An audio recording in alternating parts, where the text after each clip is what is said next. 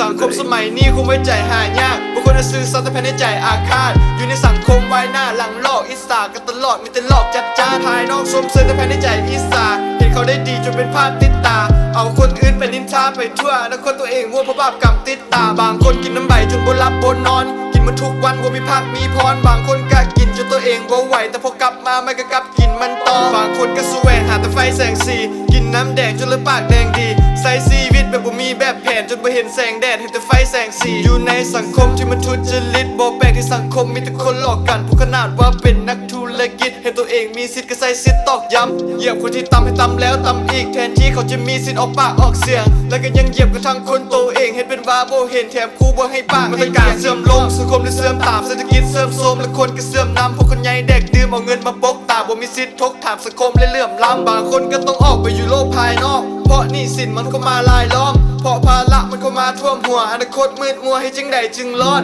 อยู่ในยุคเศรษฐกิจเงินเฟ้อเฮ็ดเวียกหนักแต่บ่มีเงินเพิ่มบางคนต้องเฮ็ดเวียกเพื่อหาเช้ากินค่ำบางคนหากินจะกินได้กินน้ำแบบนี้คงเจริญเริ่มเสพติดเพลงดอกเพลงแดนเด็กน้อยเสพสารเสพติดของแท้เฮ็ดทุกอย่างให้ตัวเองม่วนขึ้นแต่ภาพตอนตื่นพออยู่ในแอมบูแลนซ์ติดไฟแดกกระสุกควันเข้าออกพาไปโรงเรียนประจุควยเข้าคลองอาจจะบ่แม่นสิที่คนเขามักเพราะขนาดบางคนควายหน้าหลังแรงเป็นประจอเป็นประจำเห็นกันตลอดแต่บ่บอกให้ได้ฟังสนิทกันเป็นมดเบารับหลังกันเป็นทั่วพอเจอหน้ากันตัวกับเฟกหลอกใส่กันสังคมสมัยนี้คงไว้ใจหายากบางคนซื้อซัดแต่ภายในใจอาฆาตอยู่ในสังคมไว้หน้าหลังหลอกอิสากันตลอดมีแต่หลอกจัดจ้านภายนอกสมเสริมแต่ภายในใจอิสาเห็นเขาได้ดีจนเป็นภาพติดตาเอาคนอื่นไปนินทาไปทั่วแล้วคนตัวเองวัวเพราะบาปกรรมติดตาบางคนกินน้ำใบจนบนรับบนนอนกินมาทุกวันว่ามีพักมีพรบางคนก็กินจนตัวเองว่าไหวแต่พอกลับมาไม่ก็กลับกินมันต่อบางคนก็แสวงหาแต่ไฟแสงสีกินน้ำแดงจนเลยปากแดงดีใส่ชีวิตแบบบ่มีแบบแผนจนบ่เห็นแสงแดดเห็นแต่ไฟแสงสี